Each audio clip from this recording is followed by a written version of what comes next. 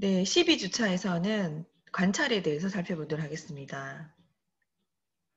네, 목차 순서는 첫 번째로는 관찰의 개념, 그 다음 두 번째 관찰의 유형, 세 번째로 그러면 관찰에 있어서의 과정, 네 번째 관찰에 있어서의 타당도와 신뢰도와 관련된 문제를 살펴보고요.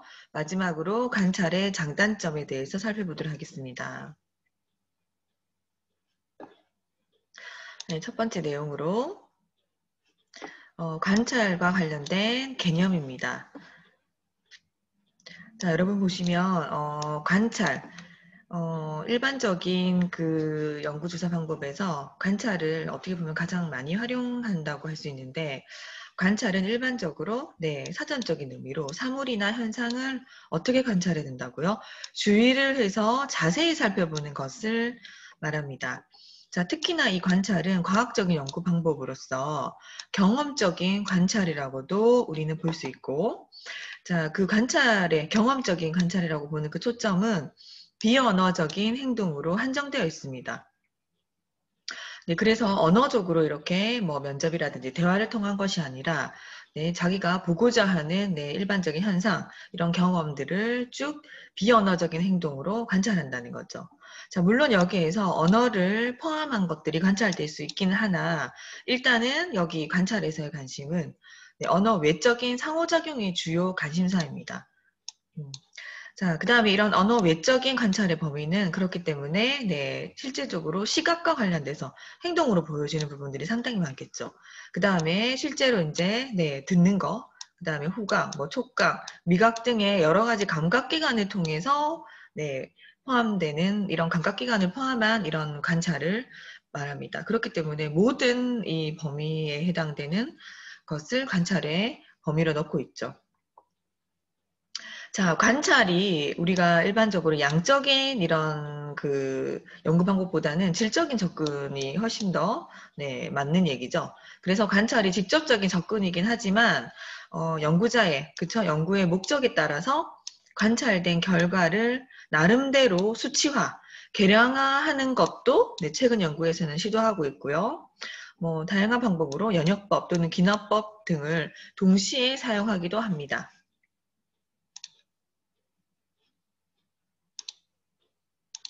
네, 그래서 이런 그 지금까지 살펴보셨던 관찰의 정의에 따라서 다양한 유형으로 관찰을 나눌 수 있는데요. 네, 크게는 참여 관찰과 비참여 관찰로 나눌 수 있습니다. 자, 여기 용어에서 보시는 것처럼요. 참여 관찰은 한마디로 연구자가 직접적으로 같이 참여해서 관찰하는 거. 비참여 관찰은 연구자가 직접적인 참여를 하지 않은 상태에서 오로지 관찰에 근거해서 진행을 하는 방법이겠죠. 좀 더 자세히 살펴보면은 그러니까 참여 관찰에 대해서 먼저 살펴보도록 하겠습니다.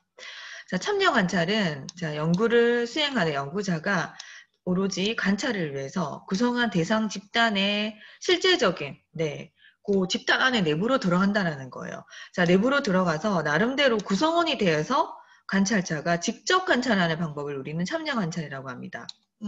예를 들자면은 지역아동센터에 예를 들 때, 연구자가 이제 지역아동센터의 이제 사회복지사가 될 수 있겠죠. 그래서 이 사회복지사 이꼴, 연구자인 이 내가 직접적으로 그 지역아동센터 안에서 아이들과 상호작용을 해가면서 거기서 일어나는 일련의 행동들을 관찰하는 거. 자, 그 다음에 이제 뭐 노인복지관에 예를 들다고 치셨을 때 노인복지사 가 직접 연구자가 되어서 그 노인들의 일상적인 이런 생활이라든지 패턴이라든지 거기 노인 간에서 일어나는 상호작용 등을 직접 관찰하는 방법을 우리는 참여 관찰 방법이라고 합니다. 자, 물론 공개 정도에 따라서 완전 공개, 그 다음에 비공개로 나눌 수 있고요. 그러니까 예를 들자면 노인복지관에서 내가 이런 연구를 할 거예요. 이런 것들을 관찰하겠습니다라고 이런 그 관찰 대상자들에게 직접 공개하는 경우도 있고, 그 다음에 이제 너무 자연스러운 현상을 내가 관찰하고 싶다고 했었을 경우에, 자, 연구자인 나는 직접 개입이 되어 있지만 나머지 사람들은 내가 어떤 것을 관찰하고 어떤 내용으로 연구를 하겠다라는 것을 완전히 모르는 채 비공개 형태로도 참여 관찰을 할 수 있습니다.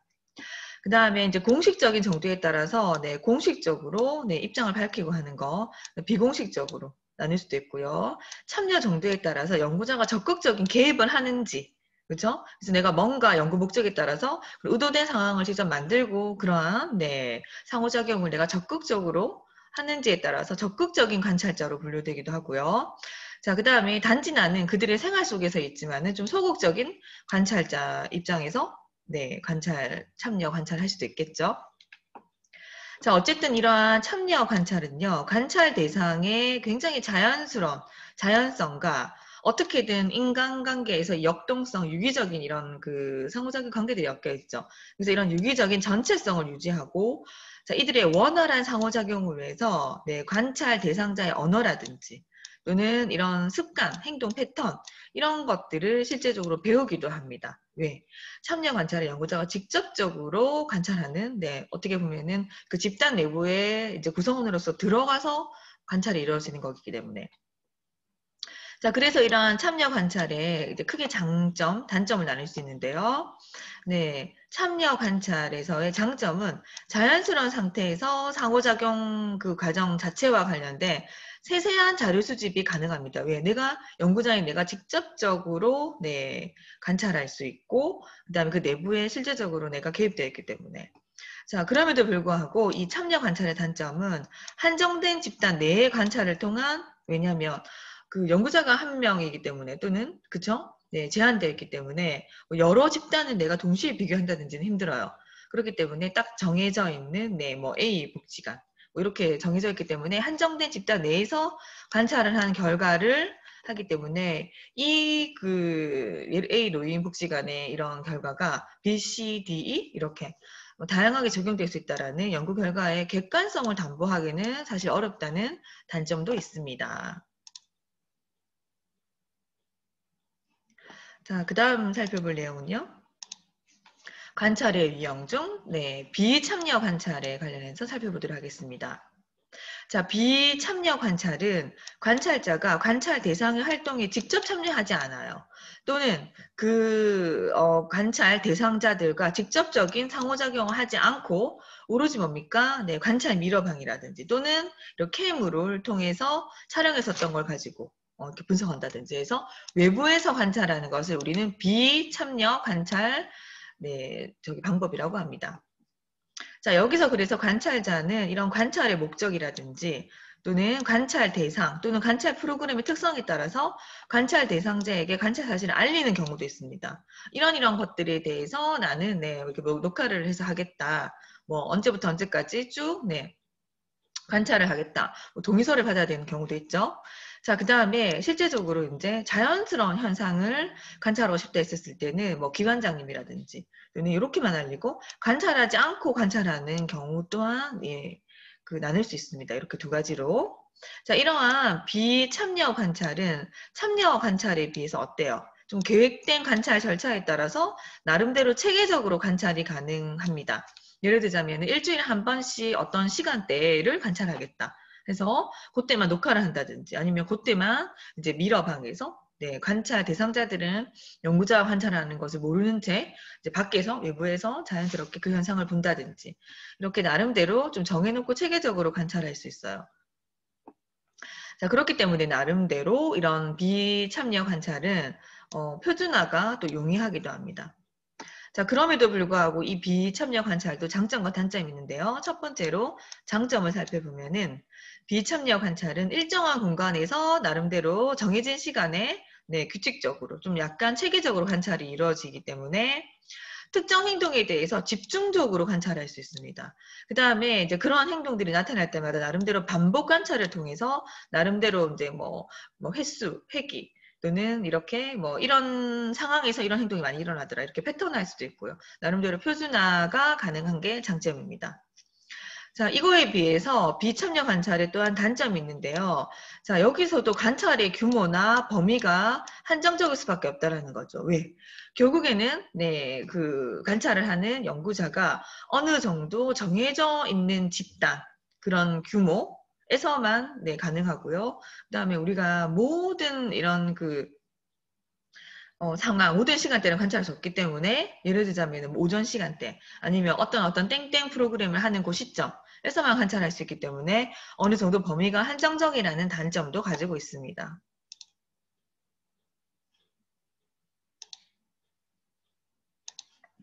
자, 두 번째 관찰의 유형은요. 구조적인 관찰이냐, 비구조적인 관찰이냐에 따라서도 나눠볼 수 있는데요. 첫 번째, 구조적인 관찰 같은 경우는 모든 것에 대해서 관찰은 불가능하기 때문에 나름대로 구조화시켜 놓는다는 거예요. 어떤 것에 대해서. 자, 내가 연구를 하고자 하는 연구의 주제도 딱 구조화해 놓고요. 연구 목적 또한 네, 어느 정도 세팅해서 구조화해 놓습니다.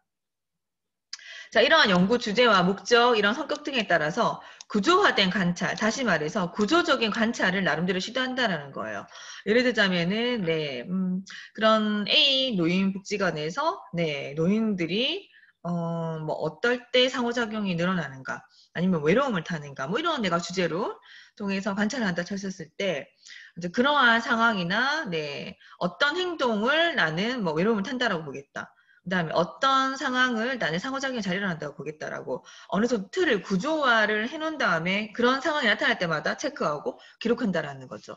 그래서 이러한 네, 구조적인 관찰을 시도하는 것을 우리는 구조적인 관찰이라 하고요. 관찰 대상을 구체적으로 일단 정하고 관찰 도구, 아까도 얘기했던 것처럼 내가 보고자 하는 행동 패턴이나 그러한 상황들을 딱 정해놓고 관찰 도구들을 사용해서 나름대로 관찰하는 거. 이러한 구조적인 관찰 같은 경우는 주로 인간관계 설명하기 위한 기술이라든지 네, 설명을 하기 위한 목적으로 많이 사용됩니다.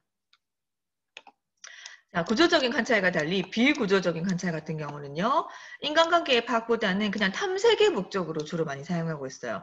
특정하게 뭐 노인의 이런 그 외로움 또는 노인의 상호작용 이렇게 내가 정해놓는 것이 아니라 그냥 노인복지관에서의 노인들의 생활이 어떠할까 굉장히 러프한 범위에서 어떤지를 파악하는 탐색의 목적으로 주로 비구조적인 관찰을 많이 합니다. 자, 이 그 비구조적인 관찰의 이제 가장 큰 단점은 이런 인간의 행위, 상호작용에서 발생하는 굉장히 복잡한 요인들이 많이 얽혀 있다는 얘기예요. 이런 네, 복잡 다단한 요인들을 인과적으로 단순화시켜서 한정된 여러 요인들 간의 네, 이런 그 엄밀한 좀 심도 깊은 인과적 또는 상태, 법칙적인 이런 상황, 사태를 분명히 알 수 없다라는 단점이 있습니다. 그래서 이 비구조적인 관찰은 어떠한 이런 그 독립변인가 종속변인가 인간관계라든지 이런 것보다도 그냥 이들의 생활이 어떠한가 탐색의 목적으로 주로 많이 사용하는 것이 바람직할 것입니다. 자, 비록 구조적인 관찰을 시도한다 하더라도 예측하지 않았던 네, 뭐 다양한 상황들이 발생할 수 있다는 거예요. 자, 이렇게 예측하지 않았던 관찰 대상자의 이런 행동을 관찰자는 네, 당연히 기록할 수밖에 없고 또한 이제 연구의 목적을 달성하기 위해서 네, 어쨌든 예측하지 않았던 이 비대상자의 행동 또한 네, 포함시킬 수밖에 없기 때문에 어쨌든 우리는 비구조적인 관찰도 활용하셔야 되겠죠. 네, 다음 내용은 이제 그 관찰의 유형으로서 기타 다양한 관찰법입니다. 자, 우리는 실험적인 관찰을 할 수 있고요. 또는 자연적인 관찰을 할 수 있습니다. 크게 그래서 실험적인 관찰 상황은요. 연구자가 연구 목적을 수행하기 위해서 나름대로 실험 집단, 뭐 A 노인복지관 대상을 딱 정해놓고 나름대로 이런 상황에서 노인들은 굉장히 행복감을 많이 느낄 것이 한다 그러면은 A 프로그램을 뭐 오늘은 투입해보고 이럴 때 노인들의 반응, B 프로그램을 다음날 투입해보고 네, B 프로그램을 통해서 노인들의 반응 이런 것들을 살펴서 나름대로 이렇게 알약을 이렇게 줘서 어떤 알약이 효과적인지를 알아본다라든지 또는 어떤 프로그램이 좀 더 노인들을 네, 굉장히 이렇게 만족도도 높고 뭐 행복감을 느끼고 할 수 있는지 뭐 이런 또는 노인들의 상호작용이 가장 많이 일어나게 하는 프로그램은 신체활동이다 또는 손누이다 아니면 뭐 다양한 이렇게 이런 그 조작 프로그램이다 이런 것들을 통해서 우리가 분석하고 싶을 때 나름대로 실험적인 상황에서 관찰할 수 있다는 거예요. 이러한 실험적인 관찰 세팅 하에서 같은 이루어지는 경우는 실험 집단을 대상으로 인위적인 상황을 연출할 수 있고요. 조작적인 어떤 프로그램을 투입해서 그 상황을 연출시킨 다음에 네, 직접적으로 관찰할 수도 있겠죠. 자, 이거와 달리 자연적인 관찰은요. 관찰하는 상황이 연구자의 의도가 개입되지 않은 채 그러니까 어떠한 프로그램이나 어떠한 약이나 이런 것들을 투여하지 않은 채 실제 상황에서 네, 자연스럽게 일어나는 것들을 그냥 관찰한다는 거예요. 그래서 뭔가 독특한 행동이다 아니면은 네, 이제 흥미로운 이런 주제다. 그냥 자연스럽게 관찰해서 그럴 때마다 관찰 기록을 해놓는다라는 거.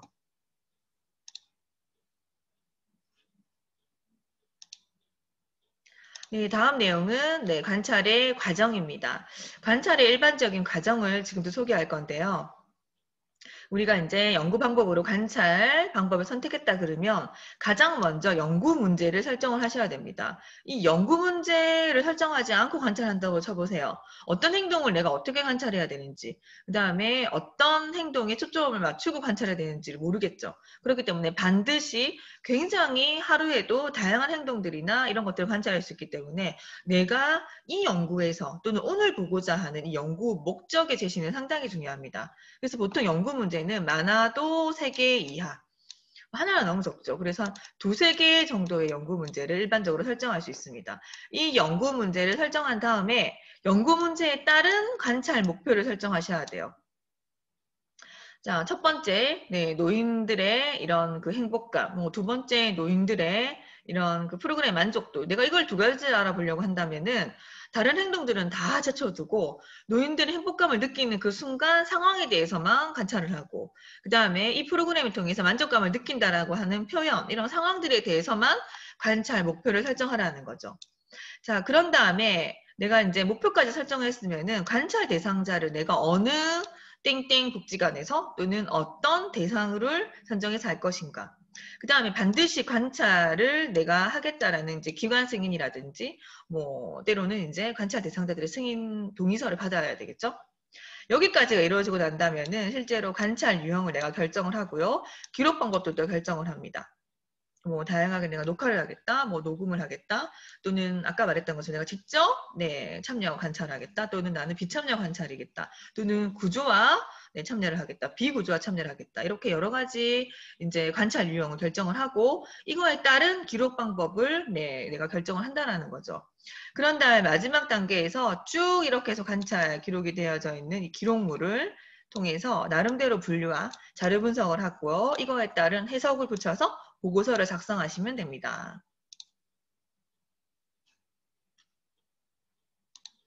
자, 지금까지 전반적으로 살펴봤던 내용을 조금 더 정의화하자면 첫 번째, 네, 교수님이 연구 문제를 설정하는 것이 굉장히 중요하다 그랬죠?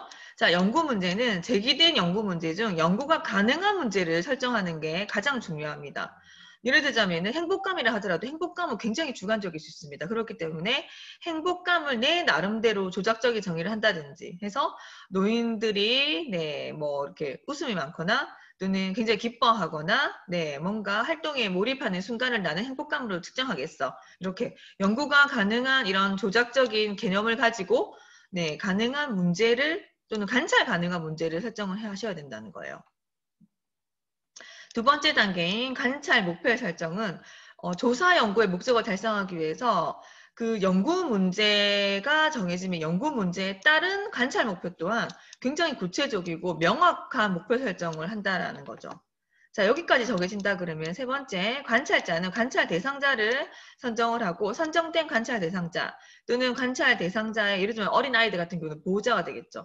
보호자로부터 내가 언제부터 언제까지 관찰을 할 거다라는 동의서라든지 관찰 승인을 반드시 받으셔야 합니다.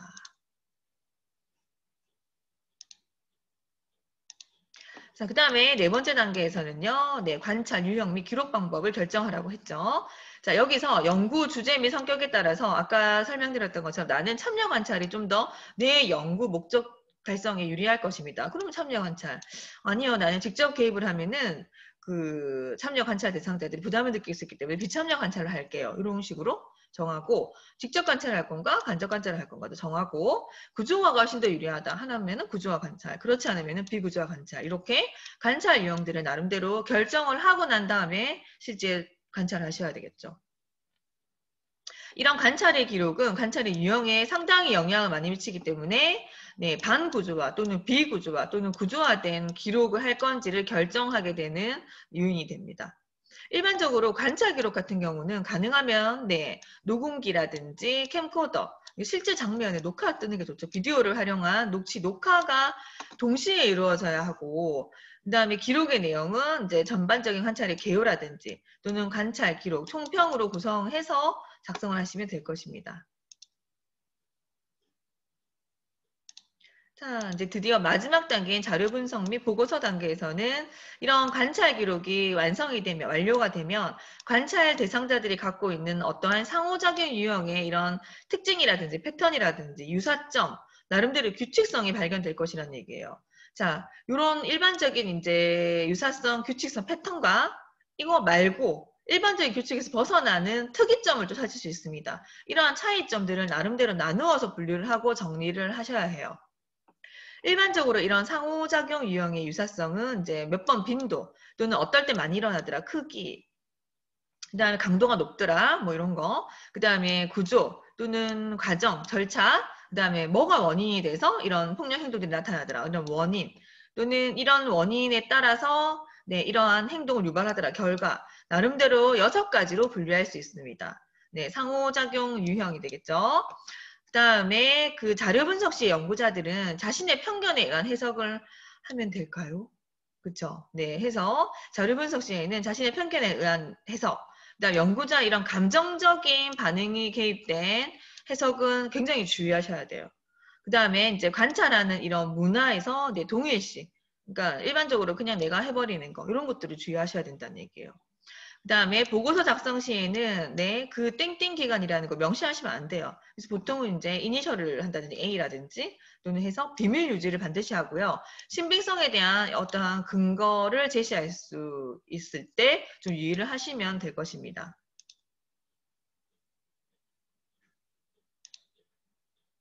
그다음 네 번째로는 네, 관찰 이 연구 방법에 있어서도 타당도와 신뢰도의 문제가 있습니다. 그래서 첫 번째로 관찰의 타당도에 영향을 미치는 요인에 대해 살펴보도록 할게요. 자, 첫 번째. 관찰자의 편견이 아무래도 개입이 될 수 있겠죠. 누가 관찰하는지에 따라서 결과가 다르면 상당히 연구 결과에 의해서 신빙성을 잃게 됩니다. 그렇기 때문에 이런 관찰에 편견이 개입돼서 관찰과 기록이 이루어질 이런 개연성, 가능성이 상당히 높기 때문에 이 편견에 좀 주의를 하셔야 됩니다. 자, 둘째. 외생 변수의 개입이 타당도를 당연히 저해하게 되죠. 그래서 여러 가지 내가 예상치 못했던 이런 외생 변수들의 개입 또한 주의 깊게 보셔야 되고요. 자, 왜냐? 나는 이제 A 프로그램 할 때를 봤는데 오늘 이렇게 뭐 예를 들자면 복지사가 갑자기 바뀌었다든지 이런 것도 갑자기 내가 예상치 못하는 외생 변수잖아요. 이런 것들은 내 프로그램의 이런 결과에 해당되는 거 관찰할 때 상당히 타당도에 영향을 미치게 된다는 거죠. 자, 세 번째, 관찰자가 지속적으로 하면 되는데 반발이나 반작용, 뭐 하고 싶지 않아요, 회피 이런 것도 타당도에 영향을 미칠 수 있죠. 그 다음에 네 번째, 그 관찰자의 이런 네, 긴장이라든지 피로, 놀라움, 충격, 특히 어린아이를 대상으로 했었을 경우에는요, 그날 아이들의 컨디션, 건강 상태, 그다음 흥미도 이런 거에 따라서 상당히 영향을 많이 미칩니다. 뭐 날씨에 따라서도 그렇고요. 자, 노인들의 경우에도 마찬가지인데 이런 그들에게 뭔가 부담을 준다든지 뭔가 실험, 세팅하게 되는 뭔가 구조적인 이런 뭐 실험 상황이라는 걸 느끼게 한다면은 당연히 이런 것들은 내 연구에 타당도에 영향을 미치게 됩니다. 다섯 번째, 관찰에 의한 관찰자의 이런 네, 지각 기간은 한계가 아무래도 있습니다. 아무래도 관찰을 위한 내가 관찰하기 때문에 관찰을 위한 관찰자의 이런 지각 기간은 여러 가지 한계가 있죠. 왜? 내가 소리를 듣고 어떤 기록물을 할 때 모든 것들을 다 들을 수 없다는 얘기예요. 그렇죠? 그다음에 내가 이제 보는 장면이 여러 명의 다수일 경우에는 특정 누구 어떤 집단에만 내가 이게 시각적인 거를 볼 수 있는데 반대편에서 어떤 일이 일어난다든지 다른 이런 반대편에서 뭔가 다른 상황이 일어났든까지 모두 캐치하기는 상당히 힘들 수 있습니다. 그렇기 때문에 이런 것들 타당도에 영향을 주기 때문에 뭐 녹화 비디오를 여러 가지 장면의 삼각 구조해서 뭐 3군데 이상을 찍어서 그것들을 토탈 분석하는 경우도 있습니다. 자, 여섯 번째, 이런 관찰의 범위가 굉장히 불명확할 수 있습니다. 그래서 이런 불명확한 것으로 인한 관찰의 오류가 발생할 가능성이 상당히 많고요. 기록하는 과정에서 또한 오류가 또 발생할 수 있기 때문에 이러한 네, 관찰 범위의 불확성, 그다음에 기록 과정에서의 오류가 당연히 타당도에 영향을 주기 때문에 이런 관찰 범위를 좀 더 네, 좀 명확하게 하고 기록 과정에서 오류가 발생하지 않도록 주의를 하셔야 합니다.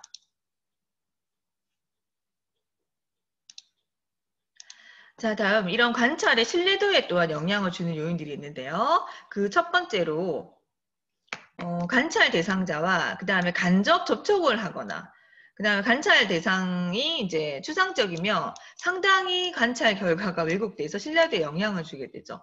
예를 들자면은 내가 이렇게 자주 접했던 이런 노인들이라서 미리 그 노인들의 특성을 내가 정보를 너무나 알고 있어요. 또는 누군가의 뭐 며느리나 자녀분에게 들었어요.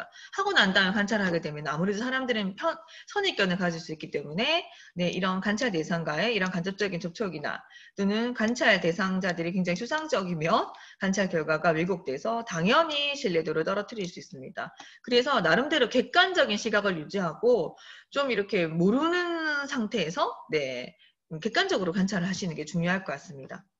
자, 두 번째, 관찰 과정에서 동일한 현상에 대해서 관찰자는 그 동일한 이 대상의 과거 경험에 따라 다른 느낌을 갖게 되거나 또는 각기 다른 자극에 반응하는 정도가 상당히 다릅니다. 자, 아까 앞에서 얘기했었던 거와 일맥상통한 얘기인데 좀 폭력이 한다 아니면 욕을 많이 쓴다라는 이런 아이의 얘기를 듣고 했었을 경우에 그 아이가 조금만 뭔가 네 이렇게 비어를 쓴다 하더라도 제가 욕을 좀 강하게 했어요라고 이렇게 자극에 반응하는 정도가 높을 것이기 때문입니다. 그래서 최대한 관찰자는 객관성을 유지해서 관찰할 수 있도록 네 이렇게 신뢰도의 문제를 반드시 신경 쓰셔야 되겠죠. 셋째, 관찰의 범위가 넓을수록 자, 당연히 신뢰도는 낮아지겠죠. 그다음 관찰 대상이 굉장히 혼합될수록 뭐 이렇게 연령이 막 다양한 집단이 섞여 있다든지 남녀 성별이 막 이렇게 섞여 있다든지 뭐 그다음에 이렇게 편차가 조금 있는 대상들이 혼합되어 있었을 경우 관찰의 추리가 상당히 어렵기 때문에 여러 가지 신뢰도를 낮출 수 있습니다. 자, 그 다음 마지막으로 살펴볼 내용은 관찰에 있어서의 장단점인데요. 첫 번째 장점은 자, 우리가 여러 가지 연구 방법이 있음에도 불구하고 관찰을 활용하는 것은 이 장점 때문일 것입니다. 자, 첫 번째, 네, 관찰에서의 장점. 즉각적인 관찰과 기록을 통한 자료 수집이 굉장히 네, 원활하게 적용할 수 있다는 얘기예요. 그래서 내가 언제나 원한다 그러면은 가서 직접 관찰하고 기록은 즉각 할 수 있기 때문에 자료 수집이 굉장히 이제 가능하다라는 얘기. 자료 수집이 이제 원활할 수 있다는 거. 두 번째, 자연스러운 환경에서 좀 살아있는 자료 수집이에요. 우리가 이제 표준화된 검사 도구를 하더라도 뭐 여러분들 5점 리커트 척도에서 뭐 많다, 매우 많다, 적다 체크를 해보셨죠? 이거는 그냥 수치일 뿐이라는 거예요. 근데 이런 검사에서 대변해 줄 수 없는 것들을 상당히 많은 자료들을 관찰해서 많이 이렇게 우리가 네, 발견하는 것들이 상당히 많습니다. 예를 들자면은 지역아동센터에 뭐 이런 부류의 아이들은 공격성이 높다라고 했었을 때 수치상 우리가 뭐 5점 만점을 했었을 때 4.5까지 나왔어요. 이게 강도가 어느 정도이고 어떤 행동에서 그런 지역아동센터에서의 공격적인 애들이 나타났는지 원인 이런 것들 다 알 수 없다는 얘기죠. 우리가 그냥 통계상, 수치상 추측만 할 수 있다라는 건데 관찰을 통하면 직접적인 이런 자연스러운 상황에서 네, 지역아동센터 안에서 네, 땡땡을 가진 이런 아이들이 공격적인 행동이 또는 이런 공격적인 언어적인 이런 폭력 행동들이 많이 일어나더라는 직접적인 증거, 살아있는 자료 수집을 우리는 할 수 있다는 것이 관찰에서의 가장 큰 장점인 것 같습니다. 셋째, 비언어적인 이런 상황과 비밀스러운 행동에 대한 자료 수집 또한 가능합니다. 우리가 이제 설문지나 뭐 이런 걸 통해서 뭐 작성해 주세요. 여러분이 뭐 필요한 거 느낀 점 했었을 때 글로 우리가 누군가에게 메시지를 전달하는 건 상당히 한계가 있습니다. 그런데 관찰을 통한다 그러면 그쵸? 뭐 말은 괜찮아야 하지만 눈빛이나 표정이나 행동 패턴을 보고도 그렇지 않은 것을 캐치할 수 있는 것처럼 관찰을 통해서라면 비언어적인 상황 속에서 이렇게 받을 수 있는 메시지가 상당히 많을 것입니다. 그 다음에 넷째, 네, 장기간 이런 네, 종적인 이런 분석이 가능하다. 관찰은 우리가 뭐 1년 단위, 뭐 2년 단위로도 할 수 있죠. 그렇기 때문에 뭐 한 번의 이런 검사나 설문지를 통해서 끝나는 이런 연구 방법이 아닌 좀 장기간에 이어서 이렇게 좀 추적이라든지 쭉 이렇게 종적인 이런 분석이 가능할 수 있습니다. 그 다음 다섯 번째, 이런 귀납적인 자료 수집 방법과 다양한 관찰 기법들을 통한 접근이 가능하기 때문에 다양한 자료의 확보가 가능하다는 것이 관찰의 장점이 되겠습니다. 자, 그럼에도 불구하고 이 관찰 연구 방법 역시 단점들이 있는데요. 첫 번째, 관찰 대상자로서 참여시키기가 쉽지 않아요. 우리가 이제 본인이 관찰 대상이 된다는 것을 뭐 굉장히 부담스러워하는 청소년, 노인, 성인들이 상당히 많겠죠. 또한 아동 역시 또 부모 동의를 받아야 되기 때문에 실제로 관찰 대상자로 참여시키기가 뭐 기관을 선정했다 하더라도 그 모든 구성원들의 동의를 받아야 되는 절차 때문에 굉장히 쉽지가 않다라는 거. 둘째, 관찰의 대상이 어느 정도 제한되어 있다라는 거. 설문지는 뭐 200부 300명을 동시에 우리가 검사를 할 수 있으면 관찰의 대상은 그 많은 인원을 동시다발적으로 할 수 없기 때문에 한 기관, 한 집단, 그렇죠? 굉장히 좀 제한적일 수 있다라는 거. 셋째, 이런 변수의 통제와 내면적인 의식 파악은 사실은 관찰에서 어렵죠. 자, 그 다음 넷째, 관찰자는 관찰 대상자를 장기간 관찰함으로써 관찰 대상자에 대해서 나름대로 익숙해지게 되면은 점차 객관성을 잃을 수 있다는 거예요. 그럴 가능성이 높다는 단점. 그 다음에 관찰 대상자에게 어느 정도 이제 감정적으로 이해가 되고 동료가 되고 폭력 행동을 하는 이 아이들의 원인을 알게 된다 그러면 뭔가 네 이렇게 감정이입이 될 수도 있겠죠. 동아대에서 나름대로 객관적인 가치 중립을 유지하기 어려운 경우가 종종 관찰의 현장에서 발생한다고 합니다. 자, 다섯 번째, 기타 관찰이라든지 기록 과정에서 관찰자의 주관이 나름대로 개입될 여지가 많아요. 설문지 같은 경우는 명확하게 수치를 딱딱, 네, 뭐 번호를 매겨주기 때문에 우리가 기록하는 과정에서 우리는 상당히 줄일 수 있는 반면 관찰은 이렇게 관찰 기록 일지나 어떻게든 이렇게 언어화된 또는 이렇게 녹화된 자료를 의해서 우리가 분석하기 때문에 관찰자의 주관이 개입될 여지가 상당히 많다라는 단점이 있죠. 자, 그 다음 그래서 표본 크기가 제한돼서 이런 수량의 확대를 통해서 A 기관이 그렇지 전국 단위의 이런 유사한 노인 복지 안에서 그럴 것이다라고 우리가 일반화시킬 수 있는 객관성의 확보 또한 어렵다는 단점을 가지고 있습니다. 자, 여러분들 어쨌든 네, 이번 시간에는 관찰에 관련돼서 전반적으로 개념, 유형, 뭐 그 관찰에 있어서의 타당도 및 네, 신뢰도에 영향을 미치는 요인, 그 다음에 이런 관찰 연구 방법의 장단점에 대해서 쭉 살펴보셨습니다. 자, 이번 주 12주차 댓글 확인 과제는요. 지금까지 여러분과 함께 공부했던 이 관찰 연구 방법의 타당도와 신뢰도에 영향을 미치는 요인들이 많이 있었죠. 자, 요것들을 여러분들 생각나시는 대로 네, 간단히 작성하시면 될 것입니다. 네, 줌 실시간 토론 문제는 관찰의 과정에 대해서 토론을 해보겠습니다. 수고 많으셨습니다.